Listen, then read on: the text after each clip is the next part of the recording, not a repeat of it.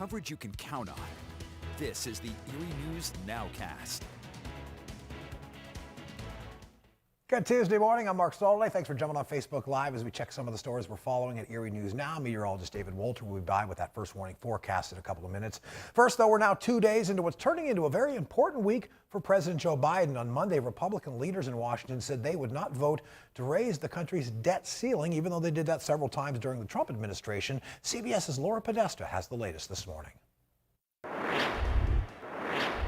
motion is not agreed to. Senate Republicans blocked a bill last night to keep the government open and also prevent a federal debt default. We will not provide Republican votes for raising the debt limit. Congress has until Friday to prevent a government shutdown. Republicans objected to Democrats tying it to an increase in the debt ceiling, a necessary effort that allows the U.S. to continue paying its bills. Social Security checks, Medicare benefits, veterans benefits, small business, all this and more are now on the chopping block. The Senate could bring the funding measure back up for a vote this week without the debt ceiling extension, which isn't needed until mid-October. We will support a clean continuing resolution. If Congress can't agree on a plan to avert a partial government shutdown by Friday, that will leave about 800,000 government workers without a paycheck. Laura Podesta, CBS News.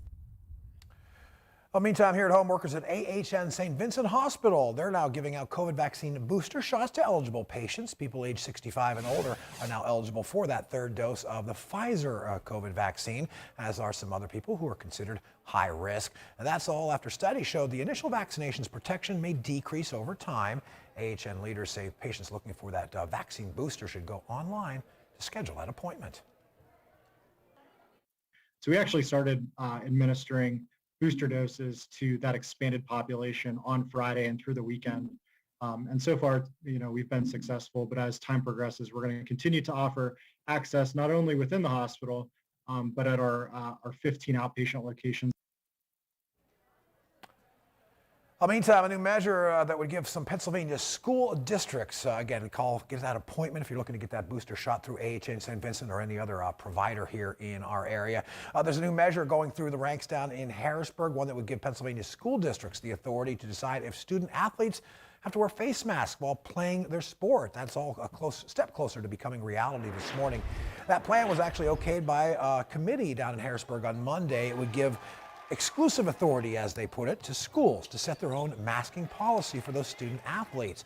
This all comes after GOP leaders down in Harrisburg promised to mount a legislative response to Democratic Governor Tom Wolf's statewide mask mandate for schools. Coming off an emotional Monday night for some parents down in Venango County. They took their concerns about racism in class to the Franklin School Board. A number of parents addressed that board, detailing several alleged incidents of students being taunted with racial slurs. These parents say they've reached out to school leaders in the Franklin district multiple times. And I'll tell you something, this can't go on. It seems like we're going backwards instead of forwards. Why is that? I don't understand that. To get a comment on this one from Franklin school officials. Those attempts were unsuccessful. Well, it's an active search effort up in western New York this morning after the discovery of some human remains in Chautauqua County. This is a developing story Erie News Now is following. The sheriff's office says it was a hiker who initially found those human remains on the Rails to Trails path up in Portland, New York. It's in the northern part of Chautauqua County. Erie News Now has learned that authorities actually believe there are at least 2 bodies at that location, with one of them having been there for at least several years. This is all according to the Chautauqua County Sheriff's Office this morning. Right now, they're doing a grid search of that area in Chautauqua County. At this point, they say there's no timeline for making any sort of positive identification. R. Kelly thought that he could get away with all of this, but he didn't. Because despite the fact that he thought he could control all of his victims, he was wrong. After weeks of testimony, R&B singer R. Kelly has been found guilty in his high-profile sex trafficking case.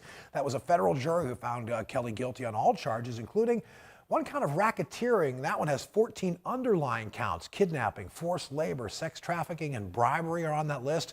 Prosecutors allege that R. Kelly was actually a serial sexual predator who abused young women as well as underage girls for more than 2 decades. He could get anywhere from 10 years to life in prison.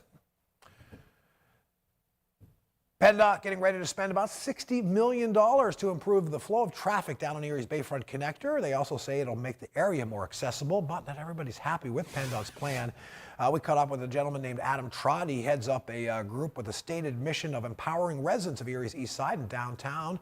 He says they're concerned this Bayfront project will cut off access for a lot of city residents, especially those who don't have solid transportation options. Trott says the group's petitioning PennDOT now to change parts of the plan to focus more on people rather than the pace of Bayfront traffic. So what we're mostly worried about is that the design as it is right now will completely cut off the city with very few choke plates of connection at State Street and Holland Street. It is looking for public input on this one. They have an online survey that you can check in and comment on. Today is the last day for those online comments, so if you want to do that, you have to hurry. You can find a link to those comments at erienewsnow.com. And David's keeping an eye on the first warning forecast as we get into this Tuesday. It looks like we're going to have the temperatures kind of hold steady.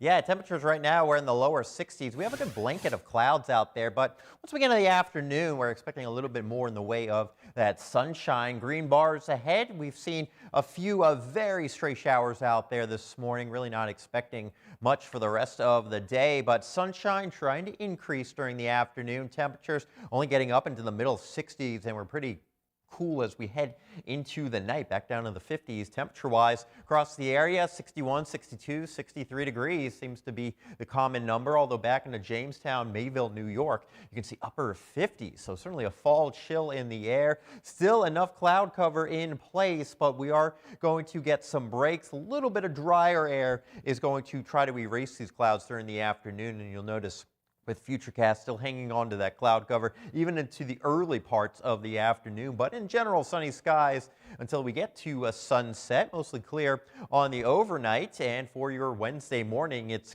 kind of a chilly start. And then once we get in the afternoon, finding some better sunshine overall. Temperatures back into the middle and upper 60s. Your zone outlook for today, we're expecting temperatures to make their way up into the middle 60s. And you can see this is during the afternoon, getting more sunshine out there. Across Crawford County, temperatures 66, 67 degrees from Springboro back there towards Meadville, and also into Titusville, New Richmond, 66. And into Warren County, you can see the cooler spot back there into Scandia. We'll have a partly sunny sky for today in Warren, but some better sunshine really for the second part of the afternoon. Still temperatures really not going too far in that extended outlook. We'll discuss that in just a moment.